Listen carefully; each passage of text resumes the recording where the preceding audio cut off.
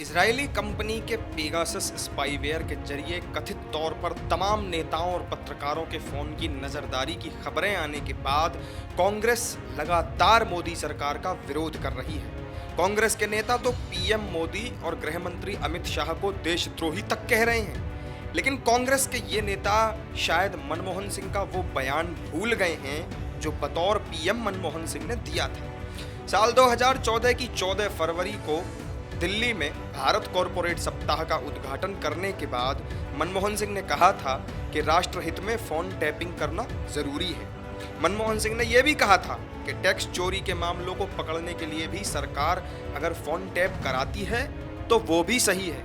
मनमोहन सिंह ने साथ ही ये भी कहा था कि गैर कानूनी तरीके से फोन टैपिंग या नजरदारी करना गलत है और सरकार इसके खिलाफ है। उन्होंने कहा था कि इसके लिए तय कानून का पालन जरूर करना चाहिए, यानी अगर सरकार देश हित और टैक्स चोरों को दबोचने के लिए फोन टैप कराती है या उनकी नजरदारी करती है तो इसमें कुछ भी गलत नहीं है। While these powers are needed in the world that we live in, they have to be exercised with utmost care and under well-defined rules, procedures and mechanisms so that they are not misused. We must also look for solutions through technology to prevent access of telephone conversation to systems outside the institutional framework of government. Legal mechanisms already exist and they are in place. They need to be strengthened for more effective enforcement.